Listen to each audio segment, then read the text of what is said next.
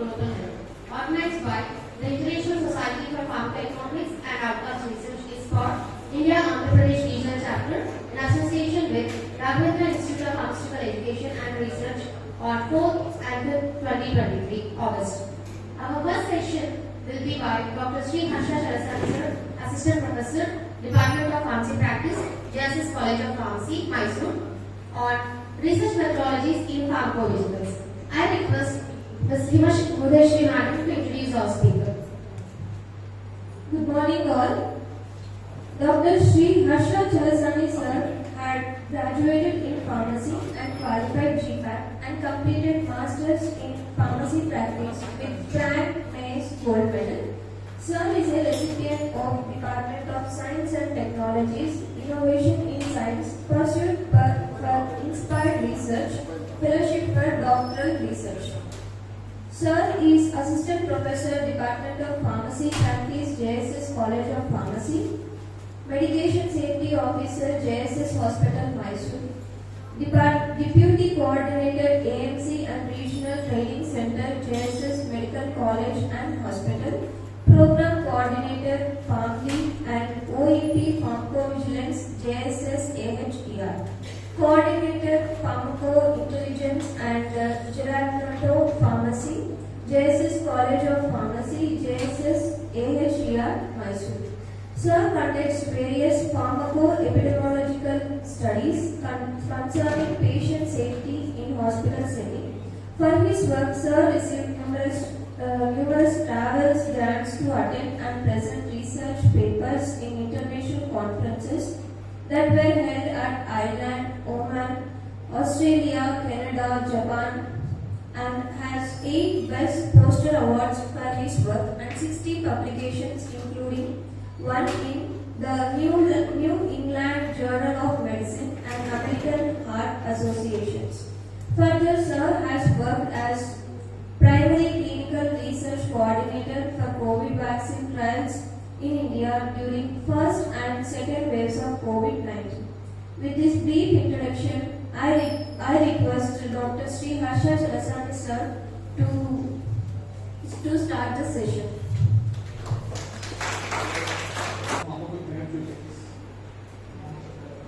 Pharmacotherapeutics as a subject.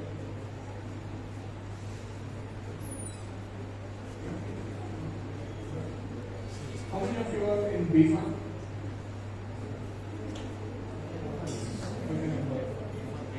Final year B.Pharm? First year B.Pharm. Okay.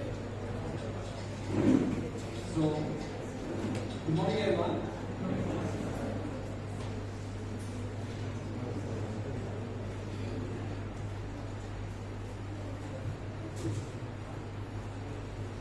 I'm Sri Harsha from JSS College of Pharmacy, Mysore. Thank you. For the next 1 hour, thank you so much.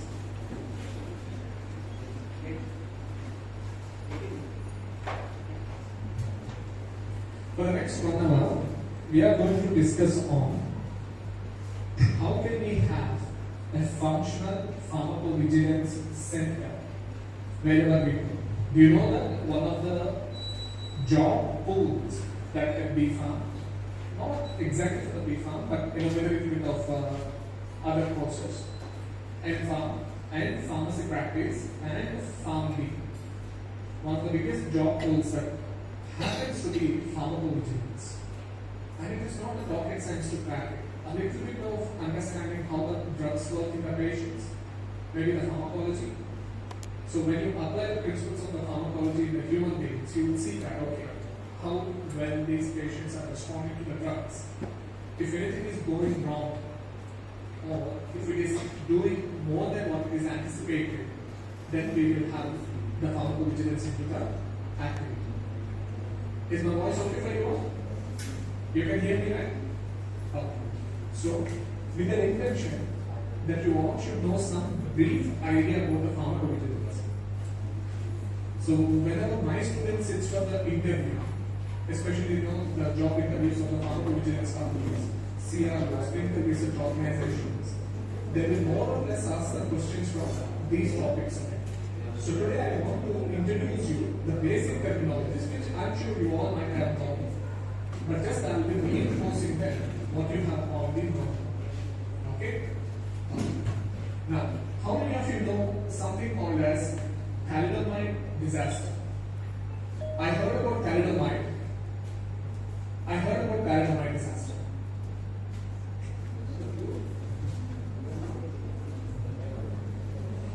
Very good. So what just happened in the thalidomide disaster? Teratogenesis, right? Very good. Teratogenesis, that's just happened there. And then diethylstilbestrol. Heard about something called diethylstilbestrol? No? Okay.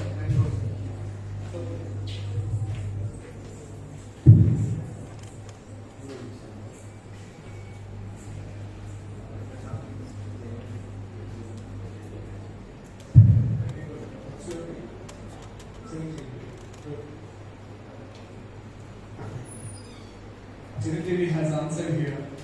Okay, this particular binding agent did not affect the parent, the mother who has taken it, but it has affected the first generation, the immediate daughters who were first born in that scenario. Meaning to say that these medications, they not only affect the patients, but sometimes it will also affect the next generations as well. And it is quite unfortunate for any parent to see their children dying in front of them, which God should forbid. It should not happen like that. Okay? So, on these bases, let us understand why the pharmacovigilance is important for us and how we can help the patients to have the confidence in the medications what they are.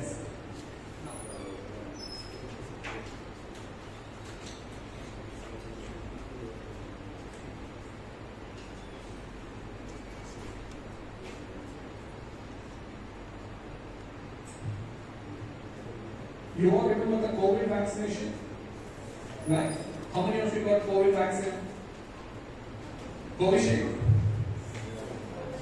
Covishield? Covaxin. I worked as a clinical research coordinator when this molecule is in the clinical trial. Throughout India, there were only 19 established centers.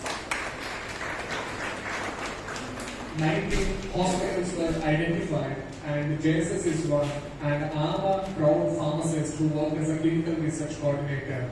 We put ourselves in front of the COVID patients during the wave one. Nothing much was known about that. Let might as well take a chance and let us do it. But you see, recently we are observing a trend. The cardiovascular deaths are becoming more. We call them as MACE, M-A-C, major atherosclerotic cardiovascular events. These are becoming more and more and more, and everyone is pointing their finger towards the COVID vaccine. Now, is the COVID vaccine really that bad? There comes the question. Here is the thing. How many of you know about brief idea about the clinical trials? Brief idea about the clinical trials. Okay, right? So, do you know during the World War II, the human subjects have been abused left and right.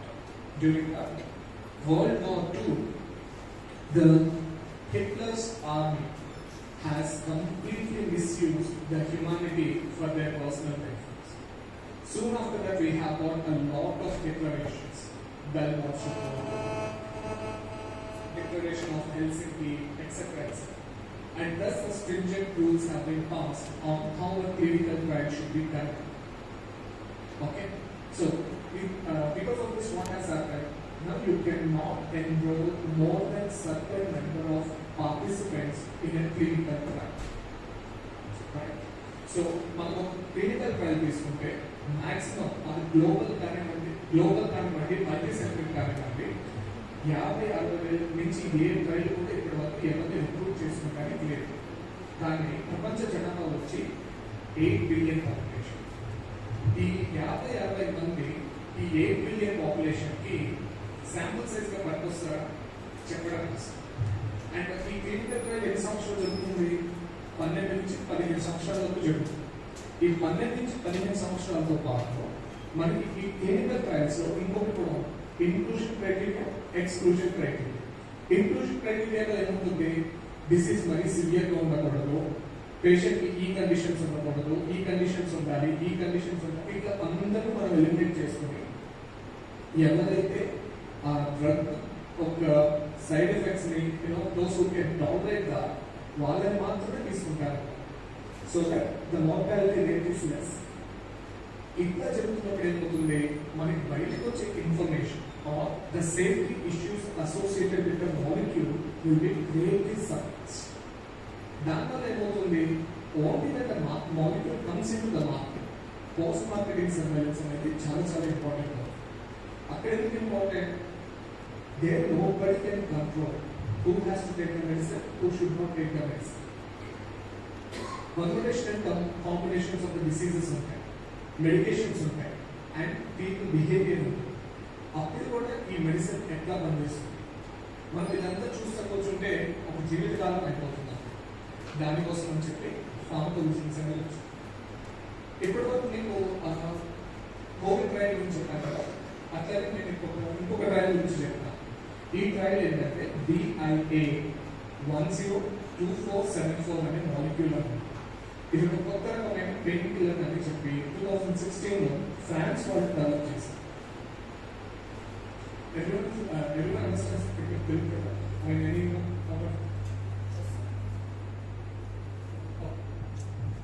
2016లో ఈ molecule ని తీసుకొచ్చారు. Phase 1లో మనం ఎక్కువ patients ని తీసుకున్నాం, అంటే 10 members తీసుకున్నాం. 10 members to 6 members చనిపోయారు. ఫస్ట్ ఫేజ్ లోనే 6 members చనిపోయారు because of the excessive bleeding in the brain. Then immediate గా ట్రయల్ ఆపేసి ఇప్పుడు 2019లో మళ్ళీ ఆ మాలిక్యూల్ కొంచెం ఆల్టర్ చేసి రీపర్పస్ చేసి మళ్ళీ they started the clinical trial. Now what I try to say is 60% mortality ఉన్న మాలిక్యూల్ ని ఆల్టర్ చేసి తీసుకొచ్చినంత మాత్రాన should we have to accept it? No, we shouldn't. కానీ ఫార్మా కంపెనీస్ అట్లా ఆలోచిస్తాయా? No, they won't. ఒక్కొక్క మాలిక్యూల్ మీద కొన్ని వేల కోట్ల రూపాయలు ఖర్చు పెడతారు. And they don't want their molecule to be branded as a bad molecule. So వాళ్ళు ఎంతో కృషి చేసి దానివల్ల మాలిక్యూల్ వచ్చింది. And they don't want their molecule to be branded as a bad. So అలాంటప్పుడు ఏమవుతుంది? మార్కెటింగ్ సర్వేలెన్స్ వల్ల ఆ మాలిక్యూల్ పనిచేస్తుందా లేదా అనేది మనకు తెలుస్తుంది.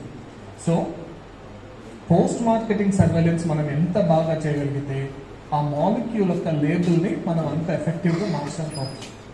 ఈ కోవిడ్ వ్యాక్సిన్ వచ్చిన తర్వాత ఇట్లా జరుగుతున్న కార్డియోవాస్కులర్ డెత్స్ని చూసుకుని ఇప్పుడు దే ఆర్ ICMR ఈ సంవత్సరం ఒక కొత్త ప్రాజెక్ట్కి స్టార్ట్ చేశారు. 5,000 మంది పేషెంట్స్ని తీసుకుని they are observing if they are at the risk of cardiovascular death and what we should do.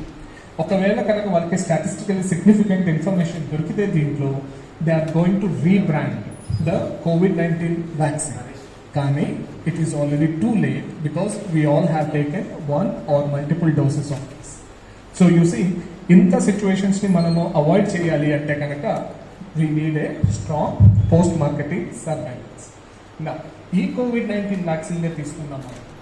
Okay, COVID-19 vaccine cause heart attack or not అనేది క్వశ్చన్ వస్తుంది కదా. ఈ క్వశ్చన్ని మనం ఏమంటామంటే హైపోథెసిస్ జనరేషన్ అని అంటాం మనం. ఇది not just for the Covid vaccine, a molecule అయినా తీసుకోండి, ఏ రియాక్షన్ అయినా తీసుకోండి, you take any molecule any reaction, సంబంధం ఉందా లేదా అనేది హైపోథెసిస్ జనరేషన్ అంటాం. This is the base for your research. ఒక్కసారి హైపోథెసిస్ జనరేట్ అయిన తర్వాత we will do something called hypothesis confirmation. ఎక్కడో చెప్పేసాము మాలిక్యూల్కి దీనికి సంబంధం ఉంది అని అంటే మన బాధ్యత అక్కడితో అయిపోతుంది. ఉందా లేదా అనేది మనం ప్రూవ్ చేయాల్సి ఉంటుంది. అక్కడ మనకి హైపోథెసిస్ కన్ఫర్మేషన్ అనేది వస్తుంది. అండ్ దాన్ని మనం ఏమంటాం? ఫార్మకో ఎపిడమిలాజికల్ స్టడీస్ వల్ల కనుక్కుంటాం అన్నమాట. ఇంకొకటి రీసెంట్గా ఏమైందంటే COVID-19లో మనం వాడిన మందులన్నీ కూడా off label medicines. Off label medications అంటే what are off label medicines? Off label medicines అంటే ఆ దేశంలో ఉన్న రెగ్యులేటరీ ఏజెన్సీ ఏదైతే ఉంటుందో వాళ్ళు ఆ పర్టికులర్ ఇండికేషన్కి పర్మిషన్ కానీ అప్రూవల్ కానీ ఇవ్వలేదు. కానీ ఒక వైద్యుడు తనకున్న నమ్మకంతో కానీ విజ్ఞానంతో కానీ నేను ఈ మందుని ఈ సిచ్యువేషన్లో యూజ్ చేస్తాను అని రిస్క్ తీసుకుని యూజ్ చేస్తారన్నమాట. దాన్ని మనం ఏమంటామంటే ఆఫ్ లేబుల్ మెడికేషన్స్ అంటాం. దీనివల్ల ఏమవుతుంది అంటే పేషెంట్స్కి మంచి జరుగుతుంది, కానీ ఏదైనా చెడు జరిగితే డాక్టర్ జైలుకి వెళ్ళాల్సి వస్తుంది. సిల్డినాఫిల్ సిట్రేట్ విన్నారా పేరు? దేనికి వాడతాం?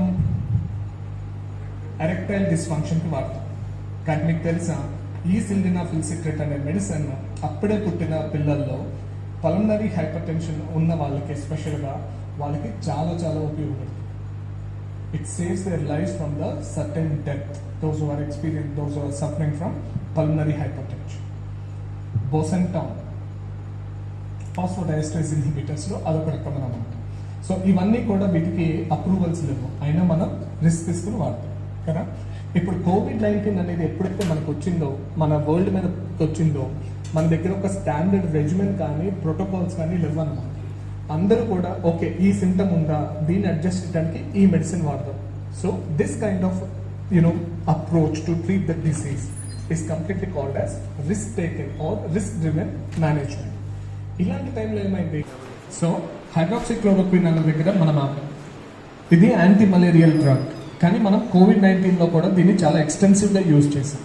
తర్వాత మీకు ఇదంతా తెలుసు కదా, మన ప్రైమ్ మినిస్టర్ గారు stopped exporting of the hydroxychloroquine molecule to United states మనల్ని బెదిరించింది. తర్వాత ఆర్డర్ని రివోక్ చేయటం అవన్నీ జరిగింది.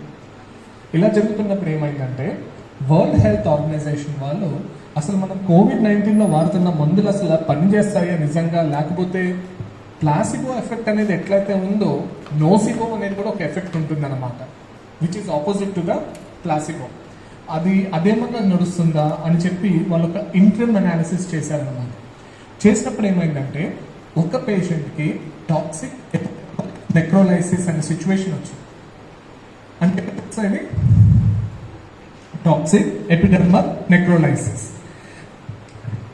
There is a condition called Stevens-Johnson syndrome. Stevens-Johnson syndrome అంటే ఒక లైవ్ కోడిని తీసుకోండి, బతుకున్న కోడి బాగా మరిగే నీళ్ళల్లో ఒక 10 నిమిషాలు కనుక మీరు దాన్ని ముంచి తీస్తే దాని చర్మం ఎట్లయితే అవుతుందో ఈ స్టీవెన్-జాన్సన్ సిండ్రోమ్ వచ్చిన వాళ్ళందరికీ కూడా అట్లనే అవుతుంది అనమాట. ఇంటర్నల్గా బర్న్ అయిపోయి మ్యూకోజల్ లేయర్స్ మొత్తం అంతా పడిపోతుంది. ఇది 10% కన్నా తక్కువ ఉంటే బాడీ సర్ఫేస్ ఏరియా ఇన్వాల్వ్మెంట్, దాన్ని స్టీవెన్-జాన్సన్ సిండ్రోమ్ అంటారు. ఇది కనుక 30% కన్నా ఎక్కువ ఉంటే టాక్సిక్ ఎపిడర్మల్ నెక్రోలైసిస్ అని అంటారు. ఇది ఒకసారి వచ్చిందంటే ద పేషెంట్ బతకడం అనేది చాలా చాలా కష్టం అన్నమాట. సో ఈ హైడ్రాక్సిక్లోరోక్విన్ అనేది ఒక పేషెంట్లో ఇట్ హ్యాస్ కాస్డ్ అనమాట ద టాక్సిక్ ఎపిడర్మల్ నెక్రోలైసిస్. కానీ ఇదే పేషెంట్లో అజిథ్రోమైసిన్ ఉంది, పారాసెటమాల్ కూడా ఉంది, సెఫ్ట్రాక్సిన్ కూడా ఉంది. Paracetamol is a very rarely known to cause this reaction. So, ఇప్పుడు ఒక పెద్ద క్వశ్చన్ వచ్చింది అందరికి, can hydroxychloroquine cause toxic epidermal necrolysis? ఏదైతే వచ్చిందో దాన్ని హైపోథెసిస్ జనరేషన్ అని అంటామన్నమాట. ఇది హైపోథెసిస్, ఓకేనా? ఇట్లాగా ఈ ఫార్మా కంపెనీస్ కానివ్వండి, ఫార్మకోవిజిలెన్స్ సెంటర్స్ కానివ్వండి, ఒక దేశంలో ఉన్న రెగ్యులేటరీ ఏజెన్సీస్ కానివ్వండి, వాళ్ళందరూ కూడా ఇలా they have started to suspect can this particular hydroxychloroquine cause toxic epidermal necrolysis. And if once that comes, it is very difficult to manage the patient.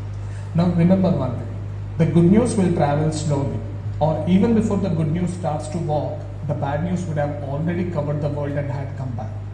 And at the time of COVID-19 pandemic panic, everyone were using everything that is available online. We all might have seen, right? The reels, the Instagram, all the silly stupid news is do this, do that, you will be fine, and they ended up in dying as well. Now the WHO has taken it very, very seriously that the misinformation should not go to the patients and they should not compromise on their life. So that is where they needed pharmacovigilance safety experts, which are us, who are going to estimate and assess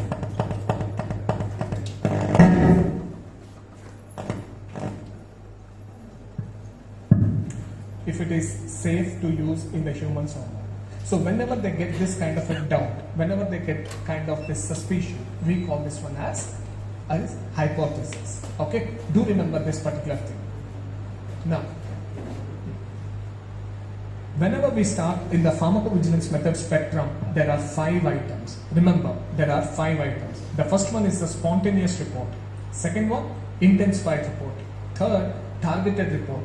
Fourth, cohort event monitoring. And last, fifth one is electronic health record mining. So these are the 5 methods any pharmacovigilance company in the world they would adapt. However, please notice the color gradient. The first one is in the little bit of an amber color and the last one is in the green color. And this is because whenever you are starting with the spontaneous reporting, the degree of suspicion, because it may not be associated whenever you report an event at that point. But if someone is moving from spontaneous reporting to the electronic health record data mining, the suspicion will be very less because the quality of the evidence is proportionally high. So as the quality of information is there or the evidence is good, then your suspicion is less. Do remember, association, correlations are very, very important when you are talking about the medicine. Because one slightest doubt about the medication can question the confidence of the entire healthcare world. So we cannot take those chances. So this is the pharmacovigilance methods spectrum. Now, in order to prove these hypotheses, we have something called pharmacoepidemiology methods, which will help us in confirming the hypothesis. And there we have cross-sectional studies. Heard about that? Case control studies, randomized clinical trials, systematic reviews, and meta-analysis. Similarly, the color gradient also is different here. If you see that, cross-sectional studies are of the least evident and the systematic reviews and meta-analysis are of the highest evident. And that's because the amount of the data that you would get from this particular studies is inversely proportional. So the bias will be more at the bottom, and as one goes to the systematic reviews and meta-analysis, the bias is reduced because the quality of the evidence is really good. Got that? But for today's talk, we will only focus on the first 5 models, that is the hypothesis generation. And later, we can talk about the next time around, we will talk about the confirmation of these hypotheses. So let us start with the first one, spontaneous reporting. How many of you do the hospital ward rounds? You go with your doctors, you attend the patient rounds with the doctors. Fair enough. So you all must be knowing this. You have gone to the doctor, with the doctor to the ward rounds, and the grand rounds are going on, and the doctor is talking, and the patient is answering, and the patient says somewhere, sir, after taking this medication, I'm kind of feeling delirious, I'm not able to understand the time sense, or I'm getting very nervous at the evening. I'm not sure why it is happening, but this was not the complaint that I got admitted to the hospital. Then immediately what the doctor might say, they may look at you, the clinical pharmacist, and they will ask you, okay, this could be a drug-induced delirium. Could you please figure it out which of these drugs are causing this particular event? Then we will go back, we will do the treatment chart review, we will assess, and then we will report it. If we will find the drug that is involved, and we will report this. This whole process of whatever you are doing is what we call it as spontaneous reporting. Meaning, you don't have any pre-filled or prefixed ideology against any class of medications or any adverse drug reactions. You are just walking by, you have seen something, and you are going to report it. And this one is what we call it as spontaneous reporting of adverse drug reactions. Got that? So this is the most basic thing. And this is what happens. The moment, we just said that you have done reporting an adverse drug reaction. Okay. Once you have reported an adverse drug reaction, this particular reaction, we will call it as individual case safety report, ICSR. This particular ICSR now will be translated or transmitted to one of the AMCs, that is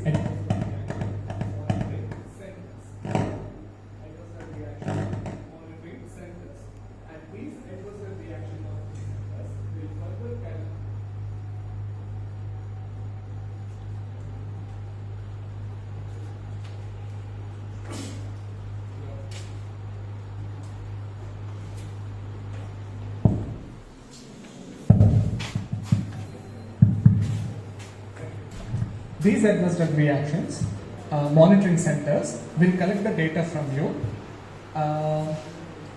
Heard about something called PVPI reporting forms? Yes? So there are two reporting forms, right? One is for consumers, one is for healthcare professionals. So in that they will transcribe the data and then they will send this one to the National Coordinating Center, PVPI, Pharmacovigilance Program of India. There what they will do, they will decode, code, and then they will clean the data, and then they will send this data to something called as Uppsala Monitoring Center. So Uppsala Monitoring Center has the world database where all these ICSRs, individual case safety reports, will go and sit in. Now this whole process of the data going and sitting in the database is called Flow. This is taken care by the World Health Organization. And the database in which the data goes and sits is called as Base. Very good, Base. Like that, there are at least 5 to 6 different types of Vigis. One more example I'll give you, Vigilize, where you will analyze the data through the structured questions. So that is Vigilize. Like that, there are so many internal components associated with UMC WHO.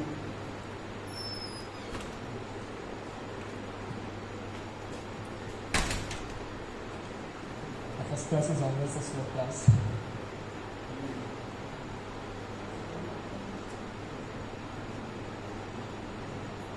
Right? Now,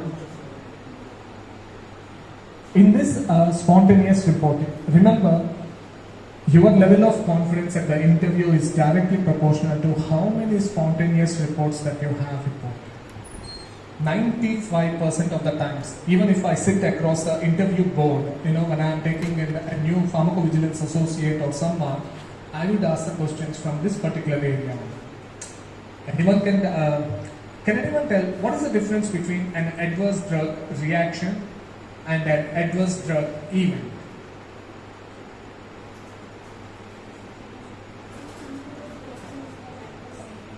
Any untoward reaction is called as adverse events. Reaction means? Any reaction which is already known to the specific drug is called as adverse drug reaction. Very good. What's your name? Uzma. Good, Uzma. So this is what it is. Whenever a molecule is in the clinical trial phase and any untoward event occurs, that means there is no much information, then you will call it as adverse drug event. Once it is in the market, once it is in the post-marketing surveillance, once the molecule is available for the public and then you come across the side effects, then you will call it as adverse drug reaction. So what changes the designation? The causality assessment. Causality assessment. Got that? Causality assessment. So, anyone knows any of the scales of the causality? WHO scale, Narinjo scale. Within the WHO scale only, the first three, certain or definite, probable, possible, likely. That's it. These are adverse drug reactions. Anything below that causality assessment, conditional, unlikely, unknown, anything you take, they are adverse drug events. Remember this one. This is one of the favorite questions for the recruiters to ask. Similarly, second question. What is the difference between an adverse drug reaction and a side effect? A difference between an adverse drug reaction and a side effect. Yes, dear. Your good name? Jyotika. Sir, adverse drug reactions occurs at therapeutic dose level, sir. But beyond the normal dose, if it causes any reaction, then it is called a side effect, sir. Good enough. Anyone else to add it?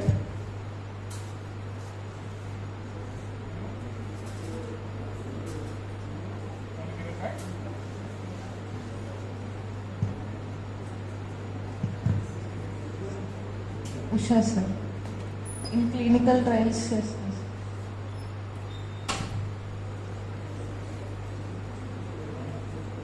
Trials చేసేవి side effects therapeutic వల్ల వచ్చేది adverse effects.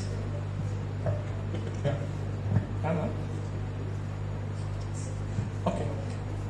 Actually, how many of you believe that the side effect and an adverse drug reaction are two different things? Raise your hands. How many of you think that a side effect and an adverse drug reaction are two different things?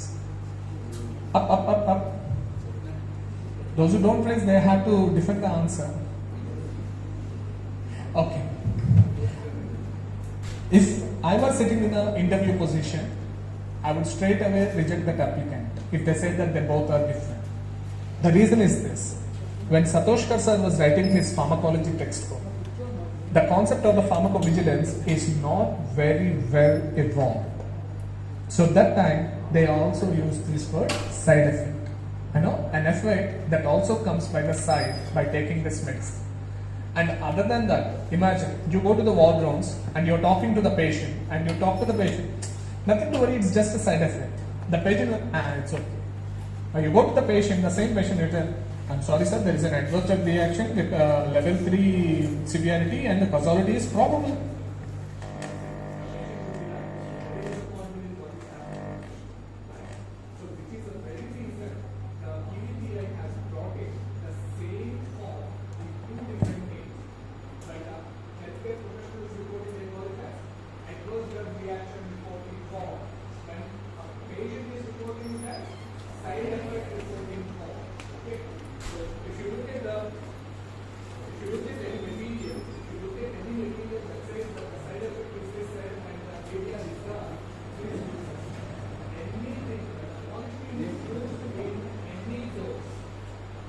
Causes any untoward outcome, it is an adverse drug reaction, period.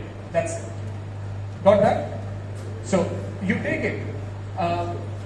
Commonly occurring, rarely occurring. Nothing like that. Commonly occurring, rarely occurring. Minor it's a very less in the severity, very high in the severity. Nothing like that. Even a sneeze because of a medication is an adverse drug reaction. Only to increase the palatability of the terminology, we have adapted this word to say side effect. That's how it is. Just look at her, acknowledge she wants to show you something. Alright. So if anybody wants to present poster presentation, please attend the poster presentations. If anybody want to present, please go on present.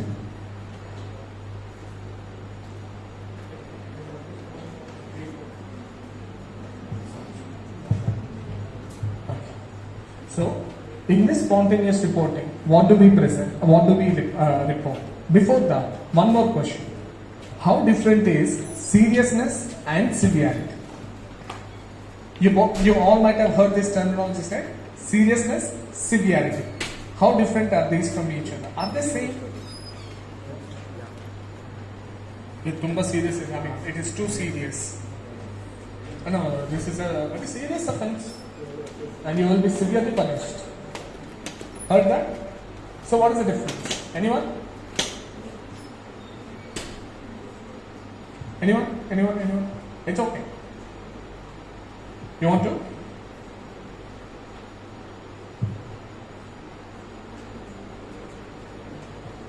I did not come to ask your opinion. Anyone?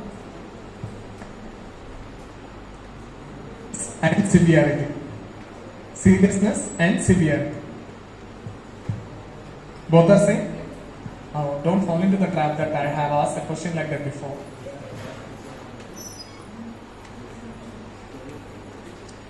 Seriousness and severity. I'll start with the severity. Severity means mild headache, moderate headache, severe headache. Headache only it is. Have you ever heard doctor telling that the patient died because of headache? Right?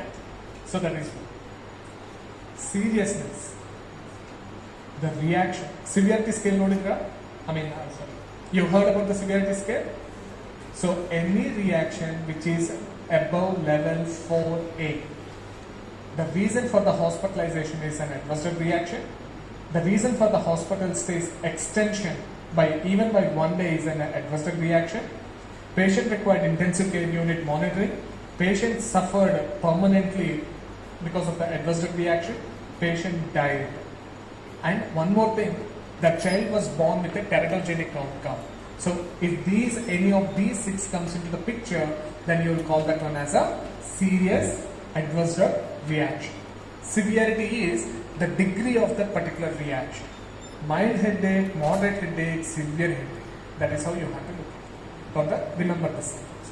So whenever you are dealing with this particular adverse drug reactions, the spontaneous ones, we should report as simple as insulin induced hypoglycemia, and you can go to as complicated as paclitaxel causing the myelosuppression in the cancer chemotherapeutic patients. Why do we want to do that? India, it's been almost 20 years now that we are having a rigorous pharmacovigilance activities, and still India has only contributed for around 3 to 3.5 lakhs individual case safety reports. 3.5 lakhs ADRs, only 3.5 lakh of the ADRs have been reported. So that shows that there is so much more is lacking here in Indian population. And most of the clinical trials are conducted in the global settings, meaning elsewhere in the world. And we are borrowing that information and we are using those medications in that particular patients. Now, however the molecules are being metabolized in the Western population, can we anticipate that these medicines would also work in the same way in the Indian population? It won't. Then what about the adverse drug reaction profile? Why are we not reporting? No. If you report this ADR, the patient will lose confidence in me. Have you noticed that certain doctors you see, not about the doctors, but the patients also, they say that if it is a good doctor, if they don't give the injection, it doesn't matter how good the doctor is, the patient would say, this doctor doesn't know anything. Observe, especially in the rural side, this is one of the commonest things. The more you do the hangama, then the more good doctor you are. The more you scold your patient, the more concerned you are. So if you do anything otherwise, the patient would be, not a good doctor, let's go to some other. So there is always such kind of a conflict. So the doctors should be very, very careful about reporting an adverse drug reaction. So it is our responsibility to report every single adverse drug reaction that happens. Okay. If any doctor says that, no, this won't, this is commonly known. What is the insulin causes hypoglycemia? So what is the new in that for you to report? Maybe it is not new, sir, but it is going to change the incidence of this particular reaction associated with insulin. So this is the kind of answers that we have to give. And maybe disease also can cause. Yes, disease can also cause. Then the causality assessment will come down to the lower level. But still, it is an adverse drug reaction. That is how we have to take our stance. Got that? Next thing is, ADRs in the vulnerable group. This is the most neglected area in India.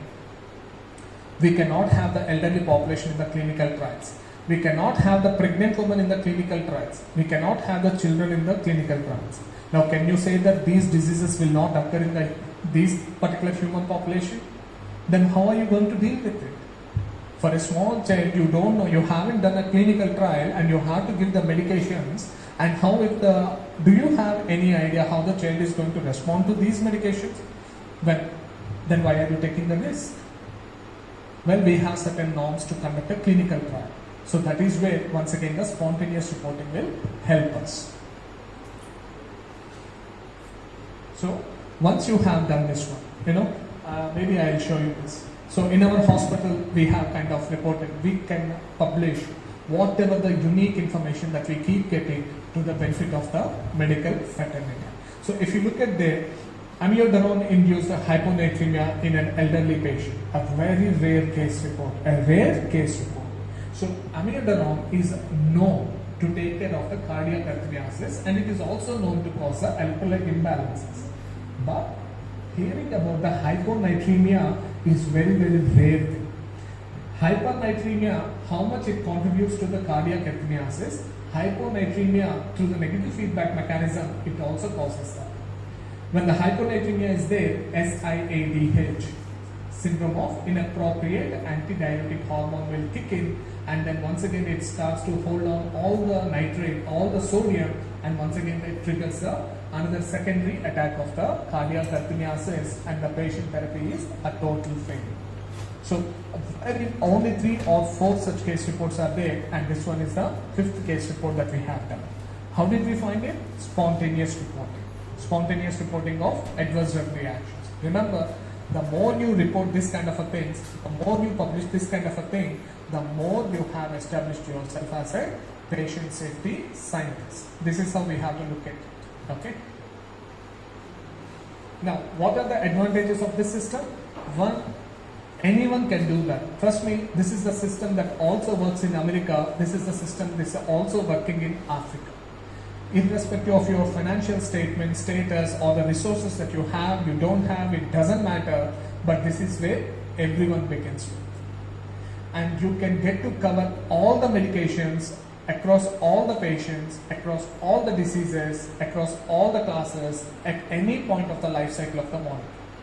And because of that, what happens? You can start doing the dissemination data, such as the paper that I had shown you before.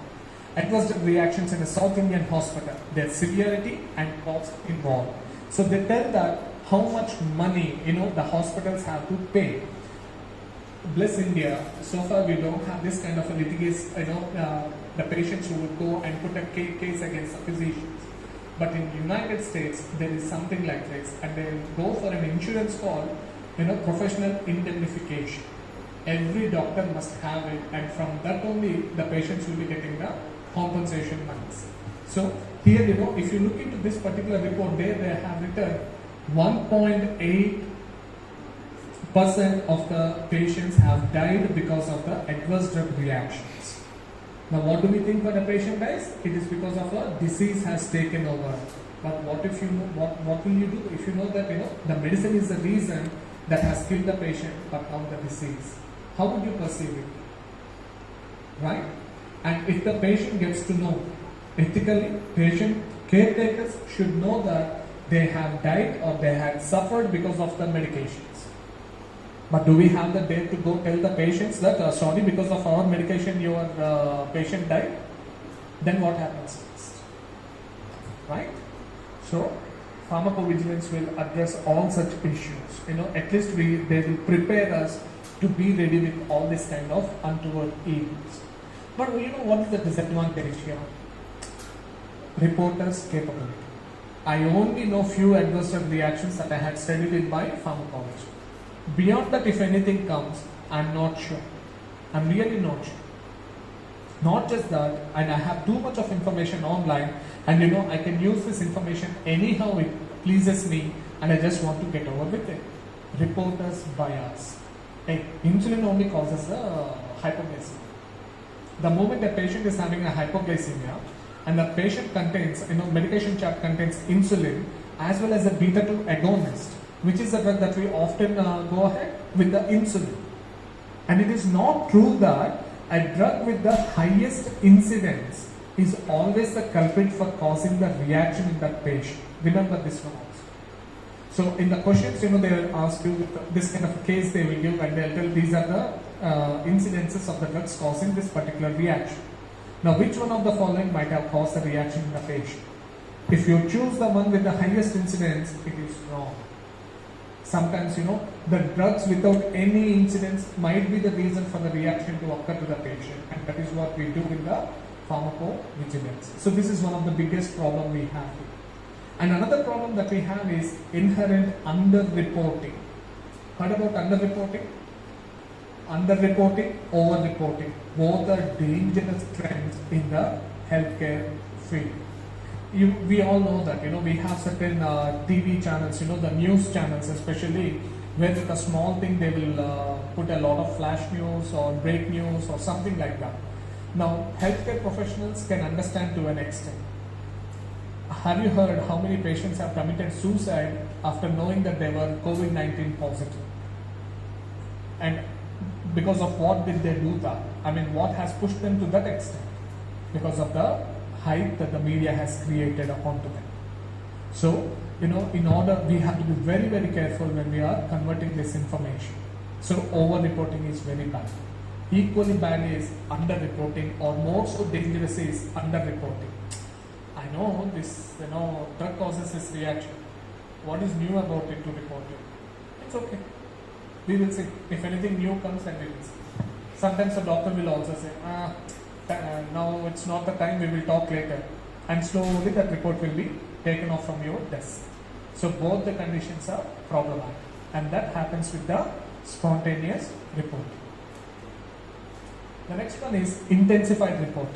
It is the same as a spontaneous reporting, but only difference is that particular black triangle, that comes on the dosage inserts, the inserts in the packages. So the moment there is a black triangle molecule, the government is telling you, please be sensitive about how these molecules are functioning. So the moment you go to a patient bedside and you check on the medications what the patient is having and you see a black triangle, then you know that, okay, this medication to be carefully observed, and then you can report any adverse drug reaction. It does both the good and bad because of this black triangle. So I'm sure you all must have remembered in your class, you see there will be one student or one kid, he will be super or hyperactive. So whenever something happens in the class, that's the only kid who will get the beating from the teacher. And even the day when that particular student is absent, the teacher will be looking for that student only whenever there is a nuisance in the class. Experience? So that is what happens in the black triangle molecules as well. Now just because you have put a black triangle on them, you are going to have an untoward outcome for this particular. And where do you find this information? From the European Medicines Agency. Here every month they will publish what are the new molecules that you have to be observant of. So what does it do? It does the same thing as your spontaneous reporting. Only thing is, it will be also attracting all the complaints that were not supposed to have for this particular molecule. So that is where we have to stand for it and protect it. It's like, okay. Then the third one, that is a targeted reporting. Perhaps from here, the actual research of the pharmacovigilance will begin. And here, in the targeted reporting, it is built on the principles of the spontaneous reporting. And here what happens? We have three important aspects: specific drugs, specific reactions, and specific population. And the intersection of these three diagrams, that is when you will get the most important thing, that is a targeted reporting. Most of the Western world does this kind of research in a pharmacogenetically, who are genomically different patients. They take in and they do a lot of testing into these particular things. So look at this paper, it will make more sense to you. Spontaneous reporting of suspected renal toxicity in patients undergoing highly active antiretroviral therapy in 2 public health facilities in Uganda. Do you see how specific is the title? And this title is published by the WHO people. Now see, here the specific drug is highly active antiretroviral therapy. Specific population is from Uganda, the patients who are tested positive for HIV. And specific reaction they are looking at is renal toxicity of that's it. So this actually, this is a very easily doable kind of a study at your own hospitals as well. So those who have completed 5th year and those who are in the 6th year, they can generate this kind of a hypothesis, and you can start doing this kind of research on your own. So the more you report this kind of a things, the more the chances of the publications as well, because this is a untapped area what we are having. Take a specific class of drug, a specific population, and a specific outcome, right? Pooja, what is your, this one is an NSU. So in our hospital, we have one of our colleagues who is doing the work on COVID-19 patients, COVID-19 vaccine, female patients, pregnancy that is, and the birth outcomes as a specific adverse drug reaction. That is a targeted reporting. alprazolam use, elderly population, and the delirium. That is a specific population, and all the three circles are taken care of. So that is how it is. And what are the advantages? Well, you can use all the good things are there with the same thing what you have started with the spontaneous reporting. More so, you will now know the denominator. What is the denominator? The incidence defined. This is where you define the incidence.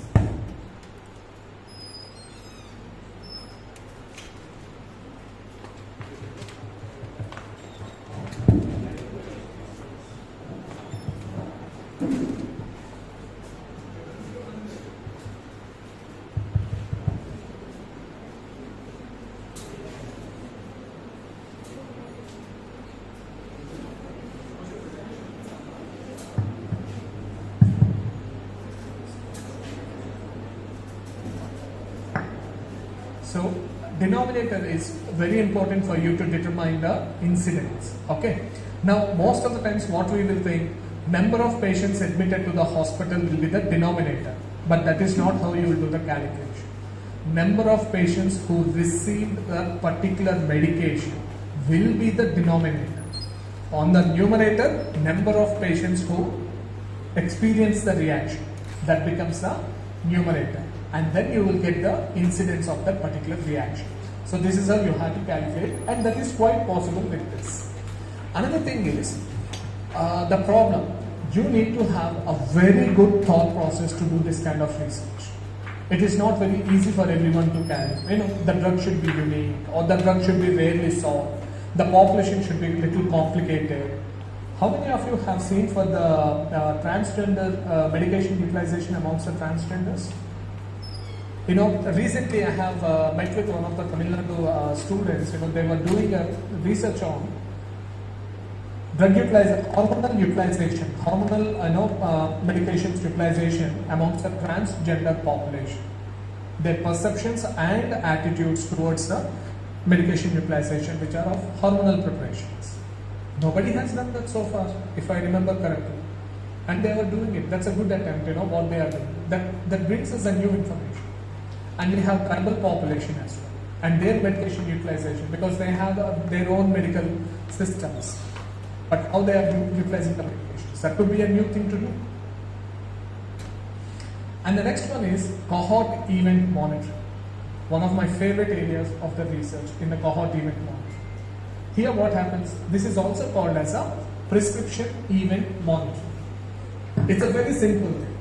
If on a prescription there is a particular medication written, you have to just follow that particular patient for an endless time or any predefined time, and to see that how effective is this monitoring.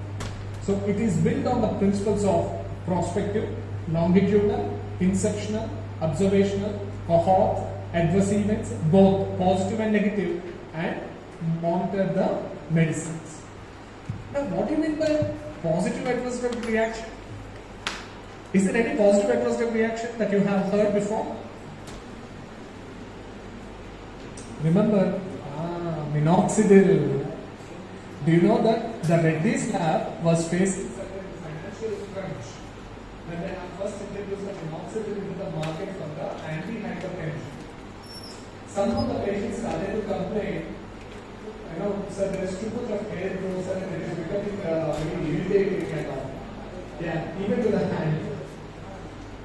And then immediately the marketing people, they met and they said, okay, let us do the phase 3 trial and let us introduce a molecule as a hair growth medicine.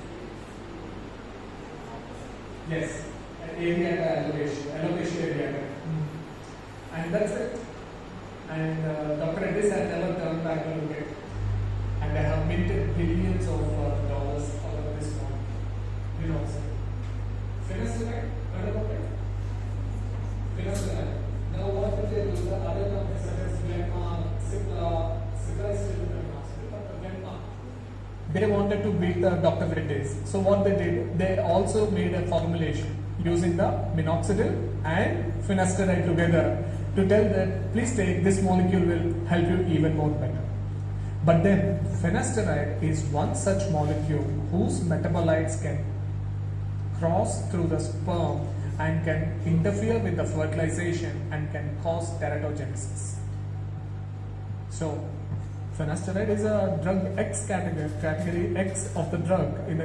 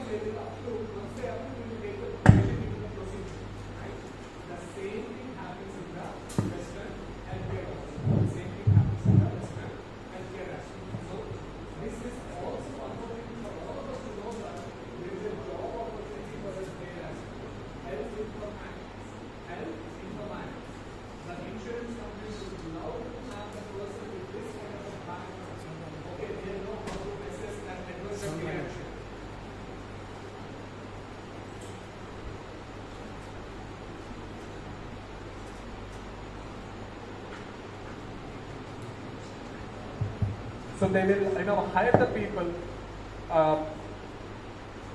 Pharmacoeconomics. Did you study that? Cost-effective analysis, cost-benefit analysis. So, cost minimization analysis. In that, the adverse reactions will also come into the picture. Your medication, I'm okay to spend. There are two brands, brand A, brand B. Brand A is 10 rupees, brand B is 100 rupees. But with brand A, the adverse drug reactions are 90% to occur. Brand B, only 10% to occur. Now, which one the pharma company would like to go with? The insurance? Brand B. Because they don't want to deal with the consequences of the ADRs. Sometimes the consequences of the ADRs can be more costly than the entire disease management for the lifetime itself. But who has to tell this? The pharma people. We have to tell them. So this also opens one more avenue for all of us. But then, how do we do this kind of a research like this? Now see, there is a patient. The patient has visited a hospital and he was talking to the doctor, and the doctor has prescribed the patient with a new medication. And with this medication, what happens in UK there, the moment doctor prescribes a medicine, that prescription the doctor has to retain, and also the pharmacy also has to retain. The pharmacy people, once they retain the prescription, they will send this prescription to something called pricing authority. Prescription pricing authority. They will send it to them. There they will have an instruction from the Ministry of Health. What they will tell, if there is this molecule X, please identify the patients and follow them for a long time. And immediately that pricing authority will talk to the doctor, and the doctor will call back the patient, and they will continue to follow the patient as long as the patient is on that particular medication therapy. So thereby what happens? You are forming a cohort in a drug exposed cohort study disease, and anything that you will find will immediately be taken care of. There is something in the pharmacovigilance called risk mitigation and risk minimization plans. It is not possible for you to mitigate a risk 100%. No molecule on this planet is safe, including the ones who come and tell on the TVs and other things. Our molecule is safe, no molecule is safe. I told you that the Stevens-Johnson syndrome, even a paracetamol can cause that particular reaction. Now where is the sanctity in these people's claim? So we can save the money that the patient is going to spend upon. Got that? And in the Western world, when the insurance is being taken care by the third parties, the health is taken care by the insurance companies, it is very, very stringent thing for them. If they have to address for every single rupee what they are spending on. If there is an adverse drug reaction, they will take it very, very seriously. So that is how it is. So this is how the paper looks like. Safety profile of anti-malarial drug, a cohort event monitoring in the public health facilities. And then they will see that what is the cost effectiveness of this. But then, what is the problem that we have with this? We need the people with brains. Because you see, the moment you are looking at the molecule, you should not suspect that molecule every time. The more you try to suspect it, the more you are trying to kill that molecule. Heard about thalidomide? Is it a good drug or a bad drug? Bad drug? Bad drug? How many of you will raise a hand? You all know, right, what it had done to the small babies up to 10 lakh babies have been suffered in their life, and they have withdrawn from the market. So good drug or a bad drug? Good or bad? Bad. Bad, right? But do you know that today we are using thalidomide once again, and it is used as a first line therapy in this particular condition. Does anyone know this? Does anyone know this? Leprosy. In the management of leprosy, we use the thalidomide, and this is a first line drug. This is a first line drug. Right? So this is how it is. And how do we know this? Once again, the pharmacovigilance. Just as how minoxidil can be used for the hair growth in the anti-hypertension. The same thing is this. So that is how we can repurpose the molecule for the betterment of the patient safety. Now the last method, that is electronic health record. Do you know this? I learned about this system first time on hand when I visited Tokyo. There are 7 hospitals in the entire Asia where they don't use a single piece of paper. The moment you come in and the moment you discharge, there is not a single paper. Everything is paperless. How they do that? How they talk? All those things are amazing. There is this software called Microsoft has done called Empower MD. Empower MD. Soap note analysis you all are doing? Yes. Right? This Microsoft Empower MD, it listens the conversation between the physician and the patient. And then it will segregate by using the artificial intelligence which one will objective evidence. And the plan that the doctor, only thing is the doctor has to speak loud, and the caller mics, you see, they will capture the information and then they will update it to the patient case. So imagine, no paper, so the patient need not to lose the file or not to have the fear of what if I have to go to another hospital in an emergency. All those things are taken care of in this particular system. In this particular system. Got it? So this is a new thing that is happening, electronic and paper. Of course, one of the biggest problems in India like country is there is too much of data because there are too many patients. Now, what is the data security? What is the data security? United States has something called HIPAA law, Health Portability Access Law, that is, and that prevents who can have the access to that particular patient's health. Right?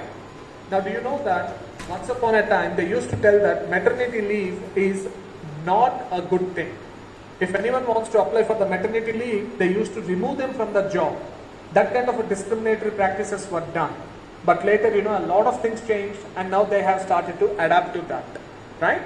Now imagine, I know the patient's history as an employer, as a job giver.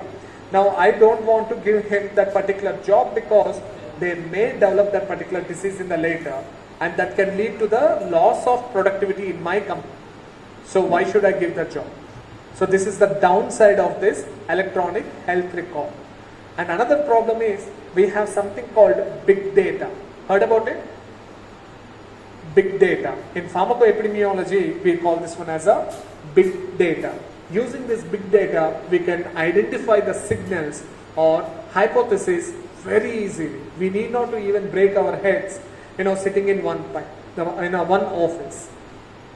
Only in the developing countries, we have the contact-based research.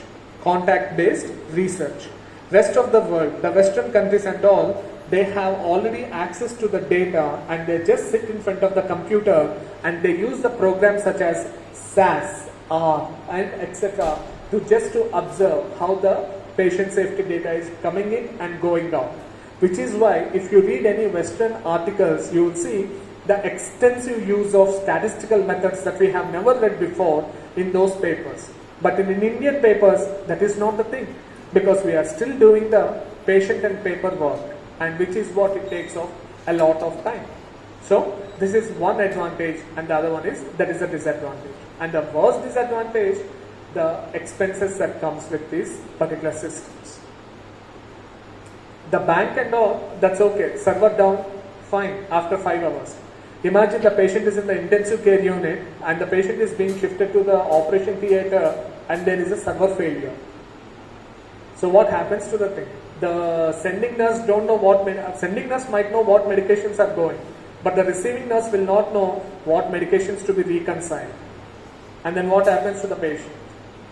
So we have those problems with this particular system, and India is at least 20 to 30 years behind in adopting such kind of a thing. These 7 hospitals, one is in China, one is in Japan, and 5 are in Singapore. So the last thing, what is your objective? You want to start a reporting system in your hospital for your own research. There is no research component here. You just want to start a reporting system in your hospital. So which method will you adapt? Very good. Spontaneous reporting. Okay. You want to learn more about the safety profile of a new medication. Then which method do you want to adapt? Intensified reporting. You want to identify a specific adverse drug reaction profile in a specific population for a specific molecule. Which method you will take? Very good. You want to find all adverse drug reactions of a specific medicine in a specific population. Which method will you use? Targeted again. Targeted again. Okay.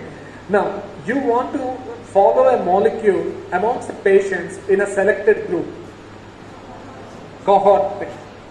You want to use electronic health records of the patients and you want to review the data. Which method will you use? Which one? Electronic health records. Very good. So that concludes your first topic on research methodologies in pharmacovigilance. Alright? Thank you everyone.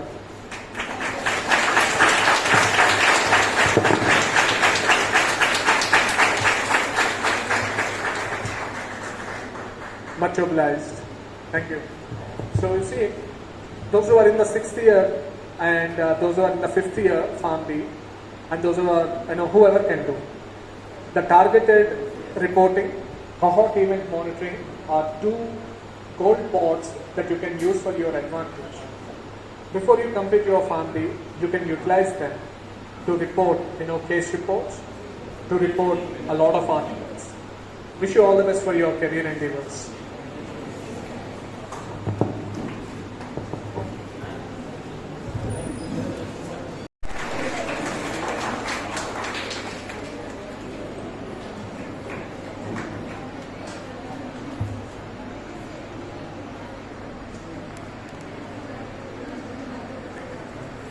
Thank you, sir. Thank you, ma'am. I request the delegates, those who are having